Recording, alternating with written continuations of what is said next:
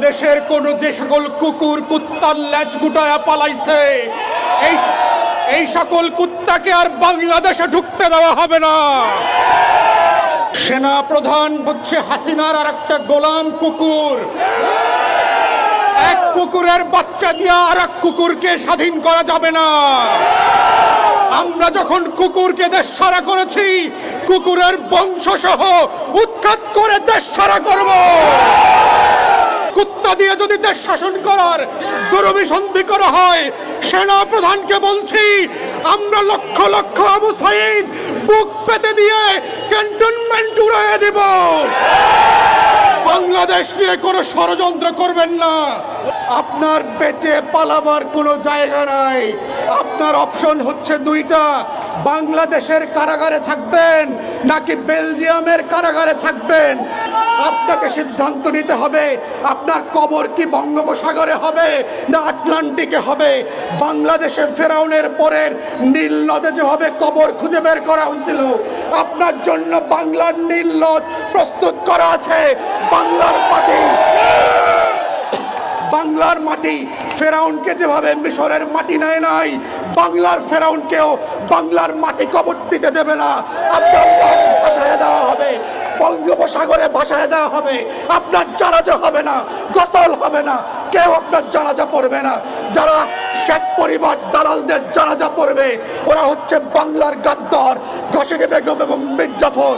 বাংলাদেশের সেনা প্রধান থেকে শুরু করে সশস্ত্র বাহিনী যারা আছে, পুলিশ, র্যাব, আর্মির যারা বাহিনী আছে, দিল্লির সেবাদাস বুদ্ধিজীবীরা মিলে বাংলাদেশের এই ঐতিহাসিক বাংলা বসন্তকে হাইজ্যাক করবার যে ষড়যন্ত্র করছে, আমরা দেশবাসীকে বলবো সতর্ক থাকবেন, মাঠ ছাড়া যাবে না। যেই প্রজাতন্ত্রের কর্মচারীরা আমাদের টাকায় অস্ত্র কিনে, বুলেট কিনে আমাদের হাজার হাজার মানুষকে গুম খুন করেছে, সেই সেনা প্রধানের হুকুমে বাংলাদেশ চলতে পারে না, পারবে না। আমরা সেনাবাহিনীকে বলছি ব্যারাকে ফিরে যান, কারফিউ উজ্জু করেন। This is not your business.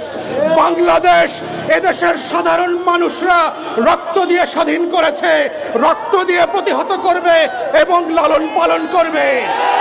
Awami দিল্লির দাসত্বকে পিছনের রুম থেকে ফিরায় এনে আসা দাসখত দেওয়া বুদ্ধিজীবীরা, যেই সকল বেশ্যা বেহায়ারা গত 16 বছর এই ফ্যাসিবাদের বিরুদ্ধে কথা বলে নাই, আমরা তাদের কাউকে অন্তর্বর্তীকালীন সরকারের অংশ হইতে দেব না, দেব না। প্রিয় দেশবাসী, আপনারা জানেন দিল্লি এখন তার শেষ কার্ড খেলতেছে। হাসিনা এবং রেহানাকে নিয়ে দিল্লির মসনদের যে চিড়িয়াখানা আছে, সেই চিড়িয়াখানা থেকে বাংলাদেশের বঙ্গভবনের ছাগল এবং কুত্তা চুপ্পুর কাছ থেকে দেশটিকে বিক্রি করে দেবার ষড়যন্ত্র করছে। তাই দেশবাসীকে আমরা বলছি, আপনারা রাস্তায় থাকেন, সেনাবাহিনীর কথা মতো বাংলাদেশ চলবে না, তাদের কথা মতো আমরা ঘরে ফিরে যাব না। রাজপথে যারা রক্ত দিয়ে, জীবন দিয়ে, শাহাদাতের মাধ্যমে এই দেশকে দিল্লির দাসত্ব থেকে স্বাধীন করেছে, তাদের বক্তব্যে দেশ চলবে। তারা নির্ধারণ করবে আগামী দিনে কেয়ারটেকার কিভাবে গঠিত হবে। তাই আমরা পরিষ্কার করে বলেছি এবি পার্টির পক্ষ থেকে, শুধু শেখ পরিবারের কুকুরগুলো পদত্যাগ করে পালাইলে চলবে না, বঙ্গভবনের কুকুরগুলোকে পদত্যাগ করে পালাইতে হবে। আমরা নতুন প্রধান বিচারপতি বানাবো, সেই বিচার বিভাগ আমার আপনার পক্ষে কথা বলবে। মজলুমকে আটক করবে না, রিমান্ডের নামে হারুনের ভাতের হোটেলে নিয়ে হাত পায়ের নখ তুলে দেবে না। বাংলাদেশকে নতুন করে আবার পুনর্গঠন করতে হবে। এই বাংলাদেশ হবে আমার আপনার বাংলাদেশ। এই বাংলাদেশ হবে কৃষক মজুরের বাংলাদেশ, রিক্সাওয়ালা, সিএনজি ড্রাইভারের বাংলাদেশ, যারা কাজের বুয়া থেকে শুরু করে চা বিক্রেতা আছেন। এই আগামীর বাংলাদেশ হবে তাদের বাংলাদেশ। আওয়ামী লুটেরাদের বাংলাদেশ থাকবে না। আমরা পরিষ্কার করে বলতে চাই, গোয়েন্দা সংস্থা থেকে শুরু করে যারা এখন পর্যন্ত গুলি বন্ধ করছেন না, র‍্যাব থেকে শুরু করে ছাত্রলীগের গুন্ডা কুকুরের বাচ্চারা যারা এখনো গুলি করছেন, পাড়ায় মহল্লায় প্রতিহত করেন, আওয়ামী লীগের কোনো মূর্তি থাকবে না বাংলাদেশে। এই আওয়ামী ফ্যাসিবাদের মধ্য দিয়ে যেই মূর্তি কায়েম হয়েছে, শেখ পরিবারের প্রত্যেকটা মূর্তি ভেঙে ফেলতে হবে।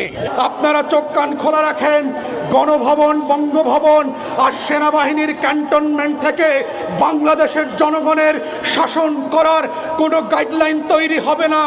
বাংলাদেশের শাসন ব্যবস্থার গাইডলাইন তৈরি করবে ছাত্র সমাজ।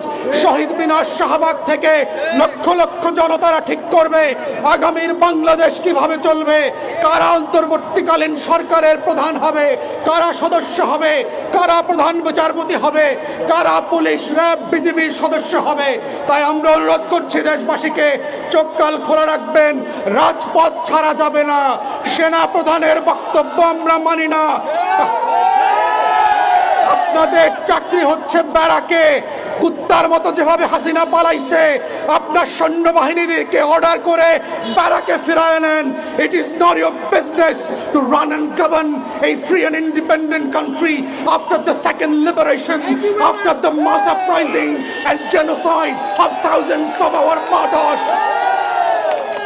আমরা এই গণহত্যার বিচার করব, এবং এই গণহত্যা শুধু না, গত 16 বছরে বাংলাদেশের ব্যাংকগুলোকে শেয়ার মার্কেট থেকে লুট করে বাংলাদেশকে যারা পদে পদে ফকির বানিয়েছে, আমার আপনার ডলার পাচার করেছে, বাংলাদেশকে গরিব করে দিয়েছে, তাদের প্রত্যেককে আমরা বিচারের মুখোমুখি করব। আপনার বেঁচে পালাবার কোনো জায়গা নাই।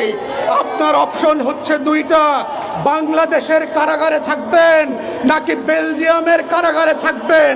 কারাগার ছাড়া হাসিনার আর যাওয়ার জায়গা নাই। আপনাকে সিদ্ধান্ত নিতে হবে, আপনার কবর কি বঙ্গোপসাগরে হবে না আটলান্টিকে হবে। বাংলাদেশে ফেরাউনের পরের নীল নদে যেভাবে কবর খুঁজে বের করা হয়েছিল, আপনার জন্য বাংলার নীল নদ প্রস্তুত করা আছে। বাংলার মাটি ফেরাউনকে যেভাবে মিশরের মাটি নেয় নাই, বাংলার ফেরাউনকেও বাংলার মাটি কবর দিতে দেবে না। আপনার লাশ ভাসায় দেওয়া হবে, বঙ্গোপসাগরে ভাসায় দেওয়া হবে। আপনার জানাজা হবে না, গোসল হবে না, কেউ আপনার জানাজা পড়বে না। যারা শেখ পরিবার দালালদের জানাজা পড়বে, ওরা হচ্ছে বাংলার গাদ্দার, ঘসেকে বেগম এবং মীর জাফর। আমরা ওদেরকে প্রতিহত করব। প্রিয় দেশবাসী, তাই আমি শেষ করতে চাচ্ছি এটা বলে, আপনারা রাজপথ ছাড়বেন না। যে যা বলে প্রতিবাদ, রাজপথ, মিছিল, স্লোগান চলতে হবে। ক্যান্টনমেন্টের ইনস্ট্রাকশনে আমরা আগেও চলি নাই। চললে গত 3 সপ্তাহে কারফিউতে শত শত মানুষ মারত না, সেনাবাহিনীর গুলিতে আমার হাজার হাজার লোক আহত হইতো না। তাই যারা গণহত্যায় জড়িত, যারা গত 2 মাস থেকে সেনাবাহিনীর সদস্য থেকে শুরু করে পুলিশ, র‍্যাব আমার ভাইদেরকে হত্যা করেছে, তাদের বিচার ছাড়া, ব্যারাকে ফিরে যাওয়া ছাড়া আমরা রাজপথ ছাড়ছি না এবং ছাড়ব না। প্রিয় দেশবাসী, তাই আপনাদেরকে সজাগ থাকার কথা বলছি। মিছিলে, স্লোগানে, মিটিংয়ে, শাহবাগে সারা বাংলাদেশের মালিকানা নেন। এই মালিকানা শেখ পরিবার দখল করে ফেলছিল জাল দলিল করে। আজকে গত 2 মাসের রক্তপাতের মধ্য দিয়ে এই মালিকানা জনগণের কাছে ফিরে আসছে। আপনাদেরকে সাবধান থাকতে হবে, এই মালিকানা যেন আবার জালিয়াতি করে, জাল করে ছিনতাই না হয়ে যায়। যুক্তি মানে পাল্টা প্রশ্ন এভাবে করতে চাই যে যখন আপনি 10টা মানে রেপ কেসের মধ্যে 7টা দেখবেন শিশু ধর্ষণ, তখন আসলে পোশাক দায়ী করার মানে পোশাক দায়ী করার যুক্তিটা কতটুকু ধোপে টেকে, প্রথম প্রশ্ন। দ্বিতীয় প্রশ্ন হচ্ছে, যারা এইসব উস্কানিমূলক কথাবার্তাগুলো বলেন, তাদের যে টার্গেট অডিয়েন্স, এটা তো পপুলিস্ট বক্তব্য, তাদের টার্গেট অডিয়েন্সগুলাই আসলে নানান রকম অপরাধ কর্মের সাথে জড়িত থাকে। তো সেই ক্ষেত্রে তাদেরকে ধর্ষণের উস্কানিদাতা হিসেবে সরাসরি আইনের আওতায়, কঠোর আইনের আওতায় আনা উচিত। আমি জোর দাবি জানাই।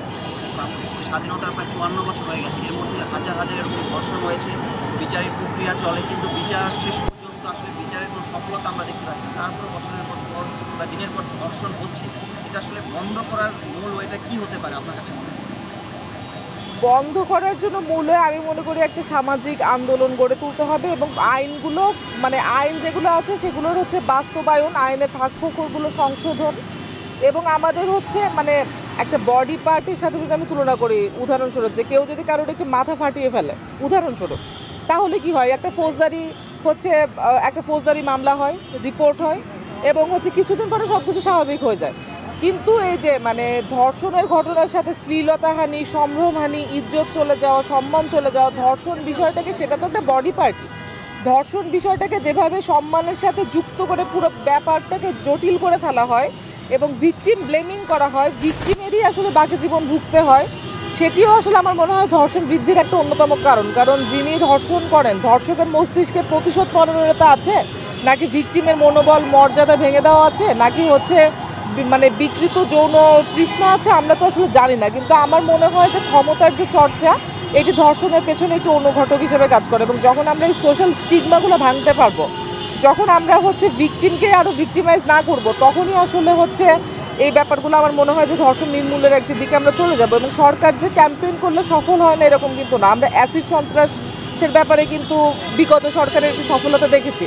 তো সেই ক্ষেত্রে একটি ক্যাম্পেইন সরকার উদ্যোগ নিক, আমরা যারা আছি আমরা সর্বতোভাবে সরকারকে সহায়তা করব, উদ্যোগটি তারা নিক এবং একদম সমাজের সুবিধাবঞ্চিত যে স্তর সেখানে তারা পৌঁছে এই বার্তা, সচেতনতার বার্তা দিক। আমরা সর্বতোভাবে সরকারকে সহযোগিতা করতে রাজি আছি, কিন্তু আমাদের একটা আশ্বাস দিতে হবে যে উদ্যোগটি তারা নেবেন। শুধুমাত্র ভাইরাল ঘটনায় আসামি ধরলে তো হবে না, যারা হচ্ছে যেসব কেস রিপোর্ট হয় না, যেসব আসামি এখনও আইনের মানে ফাঁকফোকরে আছে, আইনের মানে আওতায় আসে নেই, তাদেরকে দ্রুত গ্রেফতার করতে হবে এবং আইনের আওতায় আনতে হবে। ধর্ষণের শাস্তিটা আসলে কেমন হওয়া উচিত বলে আপনি মনে করেন? বাংলাদেশে ধর্ষণের শাস্তি মৃত্যুদণ্ড সর্বোচ্চ আছে এবং মানে ধর্ষণ তো আসলে ইটসেলফ একটা অনেক বড় অপরাধ। তো আমার মনে হয় যে বিদ্যমান যেই বিচার কাঠামো আছে তার মধ্যে ধর্ষণের শাস্তি আসলে যাবজ্জীবন হওয়া উচিত এবং প্রমাণ সাপেক্ষে। সেক্ষেত্রে আরও একটা বিষয় গুরুত্বপূর্ণ, সেটা হচ্ছে বাংলাদেশে মিথ্যা ধর্ষণ মামলা, মানে ধর্ষণ মামলা মিথ্যা প্রমাণিত হওয়ার অনেক মানে বড় একটা ঝুঁকি আছে। তো সেক্ষেত্রে বিচারিক প্রক্রিয়াটা সুষ্ঠুভাবে হওয়া অনেক বড় একটি চ্যালেঞ্জ। এখানে যদি সরকার এবং বিচার বিভাগ মানে আন্তরিকভাবে কাজ না করে, এটি আসলে দেখা যাবে অনেক মানে মিথ্যা ধর্ষণ মামলা বা একটা মানে যার বিরুদ্ধে অভিযোগ তার হয়রানির একটা ঝুঁকি তৈরি হয়। তো সেক্ষেত্রে পুরো ব্যাপারটা আমাদেরকে অনেক সতর্কভাবে ডিল করতে হবে। আমি শেখ তাসনিমা আফরোজ ইমি, আমি ঢাকা বিশ্ববিদ্যালয় শামসুন্নাহার হলের হল সংসদের ভিপি ছিলাম 2019-এ, আর বর্তমানে জাতীয় নাগরিক কমিটির কেন্দ্রীয় সদস্য।